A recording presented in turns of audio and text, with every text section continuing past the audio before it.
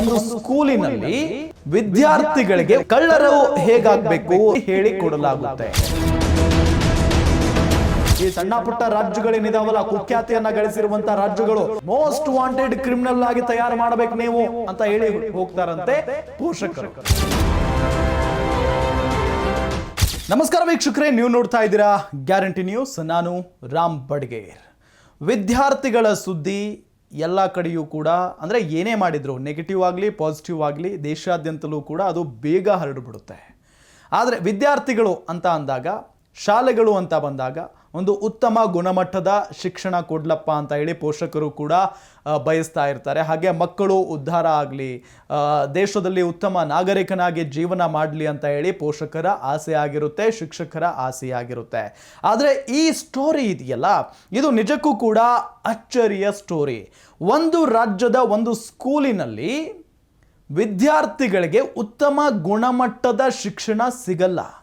ಅದರ ಬದಲಾಗಿ ವಿದ್ಯಾರ್ಥಿಗಳು ಕಳ್ಳರು ಹೇಗಾಗಬೇಕು, ರೌಡಿಗಳು ಹೇಗಾಗಬೇಕು, ಹೇಗೆ ಕದಿಬೇಕು, ಹೇಗೆ ಚುಚ್ಚಬೇಕು, ಹೇಗೆ ಇರಿಬೇಕು ಅನ್ನೋದನ್ನು ಸ್ಕೂಲಿನಲ್ಲಿ ಹೇಳಿಕೊಡಲಾಗುತ್ತೆ. ನಂಬುವುದಕ್ಕೆ ಸಾಧ್ಯನಾ ಇದು? ಮಕ್ಕಳನ್ನು ಪೋಷಕರು ಯಾಕೆ ಕಳಿಸ್ತಾರೆ ಶಾಲೆಗಳಿಗೆ? ಉತ್ತಮವಾದಂಥ ವಿದ್ಯಾಭ್ಯಾಸ ಪಡೆದುಕೊಳ್ಳಲಿ ಅಂತ ಹೇಳಿ. ಆದರೆ ಅಲ್ಲಿ ಆ ಒಂದು ರಾಜ್ಯದಲ್ಲಿ ಮಕ್ಕಳನ್ನು ಪೋಷಕರು ಶಾಲೆಗೆ ಕಳುಹಿಸೋದೇ ಕಳ್ಳತನ ಹೇಗೆ ಮಾಡೋದು ಅಂತ ಕಲೀಲಿ, ಹೇಗೆ ಒಬ್ಬರನ್ನು ಚುಚ್ಚಲಿ, ಕೊಲೆ ಮಾಡಲಿ, ಹೇಗೆ ಕಲಿಯೋದು ಅಂತ ಹೇಳಿ ಕಲಿತು ಬರಲಿ ಅಂತ ಹೇಳಿ ವಿದ್ಯಾರ್ಥಿಗಳ ಪೋಷಕರು ಕಲಿಸ್ತಾರೆ ಆ ಶಾಲೆಗಳಿಗೆ. ನಿಜಕ್ಕೂ ಕೂಡ ಇದು ಆಶ್ಚರ್ಯಕರ ವಿಚಾರ. ದೇಶದ ಹಲವು ಹಳ್ಳಿಗಳು, ನಗರಗಳು ತಮ್ಮ ಗುಣಮಟ್ಟದ ಶೈಕ್ಷಣಿಕ ಚಟುವಟಿಕೆಗಾಗಿ ಖ್ಯಾತಿಯನ್ನು ಹೊಂದಿದ್ದಾವೆ. ಎಕ್ಸಾಕ್ಟ್ಲಿ ಹೌದು. ಒಂದೊಂದು ಜಿಲ್ಲೆಗಳಿಗೂ, ಒಂದೊಂದು ರಾಜ್ಯಗಳಿಗೂ ಒಂದೊಂದು ಖ್ಯಾತಿ ಇದೆ. ವಾವ್, ಈ ಒಂದು ಜಿಲ್ಲೆಯ ಶಾಲಾ ಗುಣಮಟ್ಟ ಬಹಳ ಅದ್ಭುತವಾಗಿದೆ, ಇಂಥ ಒಂದು ಶಾಲೆಯಲ್ಲಿ ಕಲಿತರೆ ನಮ್ಮ ಮಕ್ಕಳು ಅದ್ಭುತವಾಗಿ ಒಂದು ವಾತಾವರಣದಲ್ಲಿ ಕಲಿತಾರೆ, ಒಂದು ವಿದ್ಯಾಭ್ಯಾಸವನ್ನು ಕಲಿತಾರೆ ಅಂತ ಪೋಷಕರು ಹೇಳ್ತಾರೆ. ಆದರೆ ಮಧ್ಯಪ್ರದೇಶದ 3 ಗ್ರಾಮಗಳು ತಾವು ನೀಡುವ ಶಿಕ್ಷಣಕ್ಕಾಗಿ ಪಡೆದಿರುವ ಕುಖ್ಯಾತಿ ಕೇಳಿದರೆ ನಿಜಕ್ಕೂ ಕೂಡ ನೀವು ಬೆಚ್ಚಿ ಬೀಳ್ತೀರಾ.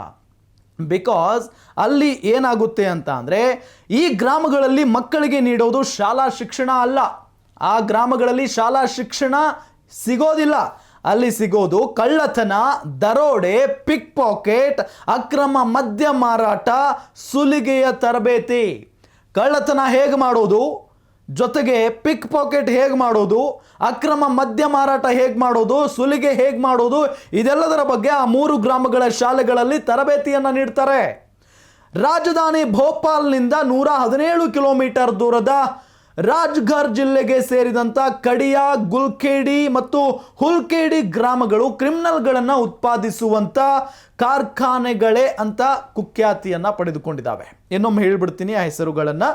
ಭೋಪಾಲ್ನಿಂದ 117 ಕಿಲೋಮೀಟರ್ ದೂರದಲ್ಲಿರುವಂಥ ರಾಜಗರ್ ಜಿಲ್ಲೆಗೆ ಸೇರಿದಂಥ ಕಡಿಯಾ, ಗುಲ್ಖೇಡಿ ಮತ್ತು ಹುಲ್ಖೇಡಿ ಗ್ರಾಮಗಳು ಕ್ರಿಮಿನಲ್ಗಳನ್ನು ಉತ್ಪಾದಿಸುವಂಥ ಗ್ರಾಮಗಳು, ಕಾರ್ಖಾನೆಗಳೇ ಅಂತ ಹೇಳಿ ಇಡೀ ದೇಶದಲ್ಲಿ ಕುಖ್ಯಾತಿಯನ್ನು ಗಳಿಸಿರುವಂಥ ಗ್ರಾಮಗಳಿವು.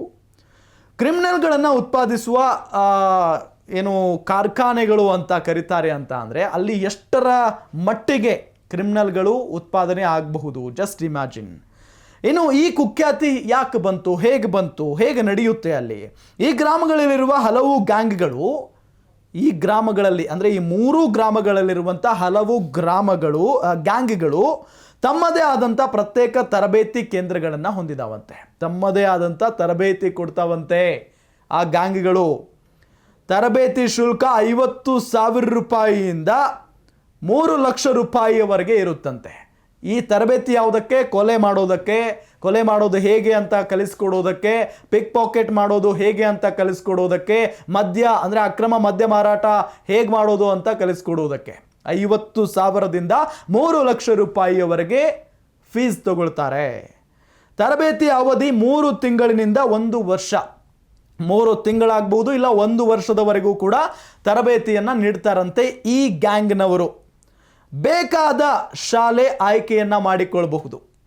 ಈ ಪೋಷಕರೇನಿದಾರಲ್ಲ, ಮತ್ತು ಆ ಮಕ್ಕಳು ಬೇಕಾದ ಶಾಲೆಯನ್ನ ಇವರು ಆಯ್ಕೆ ಮಾಡಿಕೊಳ್ಬಹುದು. ಮಧ್ಯಪ್ರದೇಶ ಹಾಗೂ ದೇಶದ ಇತರೆ ಕೆಲವು ರಾಜ್ಯಗಳ ಪೋಷಕರು ಇಲ್ಲಿಗೆ ಆಗಮಿಸ್ತಾರಂತೆ.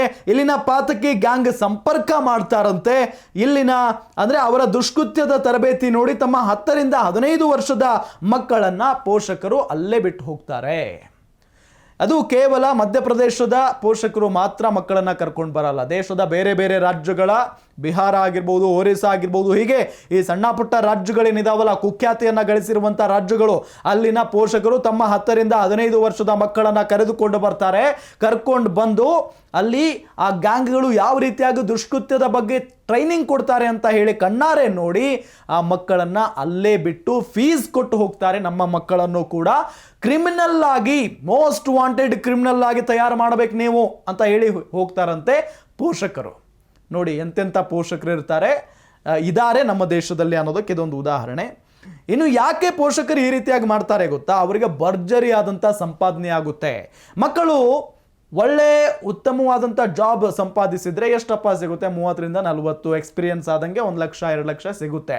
ಆದರೆ ಈ ಕಳ್ಳತನಕ್ಕೆ ಇಳಿದ್ಬಿಟ್ರೆ, ಸುಲಿಗೆ ಮಾಡಿಬಿಟ್ರೆ, ಅಕ್ರಮ ಮದ್ಯ ಮಾರಾಟ ಮಾಡಿಬಿಟ್ರೆ, ಇದಕ್ಕೆಲ್ಲ ಯಾವಾಗ ಮಾಡ್ತಾರೋ ಅವಾಗ ಲಕ್ಷ ಲಕ್ಷ ದುಡಿಬಹುದು. ಪ್ರತಿದಿನವೂ ಕೂಡ ಹಣ ಓಡಾಡ್ತಾ ಇರುತ್ತೆ ಕೈಯಲ್ಲಿ. ಅದೇ ರೀತಿಯಾಗಿ ಪೋಷಕರ ಆಸೆ, ಮಕ್ಕಳನ್ನ ಕಳ್ಳನನ್ನಾಗಿ ಮಾಡಿಬಿಟ್ರೆ ಹಣ ನಾವು ಎಷ್ಟು ಬೇಕಾದರೂ ಗಳಿಸಬಹುದು ಅನ್ನೋದು ಅವರು. ಹಾಗಾಗಿನೇ ಪೋಷಕರಿಗೆ ಭರ್ಜರಿ ಸಂಪಾದನೆ ಆಗುತ್ತೆ. ತರಬೇತಿ ಬಳಿಕ ಬೇಕಿದ್ರೆ ಪೋಷಕರು ಮಕ್ಕಳನ್ನ ಕರ್ಕೊಂಡು ಹೋಗ್ಬಹುದು ಅಲ್ಲಿಂದ. ತರಬೇತಿ ಆದ ನಂತರ 3 ತಿಂಗಳಾನೋ 1 ವರ್ಷನೋ ತರಬೇತಿ ಆಗುತ್ತಲ್ಲ, ಅದೆಲ್ಲ ಮುಗಿದ ನಂತರ ಮಕ್ಕಳನ್ನ ಪೋಷಕರು ತಮ್ಮ ಊರಿಗೆ ಕರ್ಕೊಂಡು ಹೋಗ್ಬಹುದು. ಆದರೆ ಇಲ್ಲ ಅಂತ ಅಂದರೆ ಅವರು ಈ ಗ್ಯಾಂಗ್ನ ಬಳಿಯೇ ಆ ಮಕ್ಕಳನ್ನ ಬಿಟ್ಟು ಹೋಗಬಹುದು. ಅದಾದ ನಂತರ ಏನಾಗುತ್ತೆ, ಈ ಗ್ಯಾಂಗ್ನವರು ಆ ಮಕ್ಕಳನ್ನ ಬಳಸ್ಕೊಂಡು ದೇಶವ್ಯಾಪಿ ಕಳ್ಳತನ, ಸುಲಿಗೆ ಕೃತ್ಯ ನಡೆಸ್ತಾರೆ.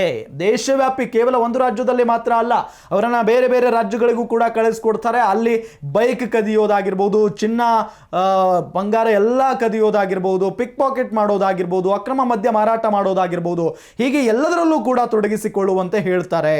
ಸುಲಿಗೆ ಕೃತ್ಯ ಜೊತೆಗೆ ಇದಕ್ಕಾಗಿ ಪೋಷಕರಿಗೆ ವಾರ್ಷಿಕ 3 ರಿಂದ 5 ಲಕ್ಷ ರೂಪಾಯಿ ಹಣವನ್ನ ನೀಡ್ತಾರಂತೆ ಆ ಗ್ಯಾಂಗ್ನವರು. ಮಕ್ಕಳನ್ನ ಆ ಗ್ಯಾಂಗ್ನ ಬಳಿಯೇ ಬಿಟ್ಟು ಹೋಗಿಬಿಟ್ರೆ ಪೋಷಕರಿಗೆ, ಆ ಮಕ್ಕಳ ಪೋಷಕರಿಗೆ 3 ರಿಂದ 5 ಲಕ್ಷ ರೂಪಾಯಿವರೆಗೆ 1 ವರ್ಷಕ್ಕೆ ಕೊಡ್ತಾರೆ ಆ ಗ್ಯಾಂಗ್ನವರು. ಇತ್ತೀಚೆಗೆ ಜೈಪುರದಲ್ಲಿ ನಡೆದ ಹೈದರಾಬಾದ್ ಮೂಲದ ವ್ಯಾಪಾರಿಯೊಬ್ಬರ ಮಗನ ಮದುವೆ ಸಂದರ್ಭದಲ್ಲಿ ಅಪ್ರಾಪ್ತನೊಬ್ಬ 1.5 ಕೋಟಿ ರೂಪಾಯಿ ಬೆಲೆಯ ಒಡವೆ ಹಾಗೂ 1 ಲಕ್ಷ ರೂಪಾಯಿ ನಗದನ್ನ ಕದ್ದು ತನ್ನ ತಂಡದವರೊಂದಿಗೆ ಕಾವಾಡಿಗಳ ಗುಂಪಿನಲ್ಲಿ ಸೇರಿಕೊಂಡಿದ್ದ. ನೋಡಿ, ಜೈಪುರದಲ್ಲಿ ಒಂದು ಮದುವೆ ಆಗ್ತಾ ಇತ್ತು. ಅಲ್ಲಿ 1.5 ಕೋಟಿಗೂ ಹೆಚ್ಚು ಹಣವನ್ನ ಆತ, ಅಂದ್ರೆ 1.5 ಕೋಟಿಗೂ ಹೆಚ್ಚು ಬೆಲೆ ಬಾಳುವ ಒಡವೆಯನ್ನ ಕದ್ದು, 1 ಲಕ್ಷ ರೂಪಾಯಿ ನಗದನ್ನ ಕದ್ದು ತನ್ನ ತಂಡದವರೊಂದಿಗೆ ಆತ ಸೇರ್ಕೊಂಡಿದ್ದ. ಅದಾದ ನಂತರ ಆತನ ಬಂಧನದೊಂದಿಗೆ ಈ ಎಲ್ಲ ಮಾಹಿತಿಗಳು ಬಹಿರಂಗ ಆಗಿದ್ದಾವೆ. ಪೊಲೀಸರಿಗೆ ಅವರು ಕಂಪ್ಲೇಂಟ್ ಕೊಟ್ಟಿದ್ರು. ಈ ಕಳ್ಳನನ್ನ ಪೊಲೀಸ್ನವರು ಹಿಡಿತಾರೆ, ವಿಚಾರಣೆಗೆ ಒಳಪಡಿಸ್ತಾರೆ. ಎಲ್ಲಿಯವನು ನೀನು, ಇಲ್ಲಿ ಯಾಕೆ ಬಂದೆ, ಹೇಗೆ ಕದ್ದೆ, ಎಲ್ಲದರ ಬಗ್ಗೆಯೂ ಕೂಡ ಬಾಯಿ ಬಿಡಿಸ್ತಾರೆ. ಆಗ ಈತ ಯಾರು, ಈತನಿಗೆ ಯಾರು ಟ್ರೈನಿಂಗ್ ಕೊಟ್ಟರು, ಈತನ ಗ್ಯಾಂಗ್ ಎಲ್ಲಿದೆ, ಎಲ್ಲದರ ಬಗ್ಗೆಯೂ ಕೂಡ ಪೊಲೀಸರಿಗೆ ಮಾಹಿತಿಯನ್ನ ಕೊಡ್ತಾನೆ. ಈ 3 ಗ್ರಾಮಗಳ 2,000ಕ್ಕೂ ಹೆಚ್ಚು ಜನರ ವಿರುದ್ಧ ದೇಶವ್ಯಾಪಿ 8,000 ಪ್ರಕರಣ ದಾಖಲಾಗಿದ್ದಾವಂತೆ.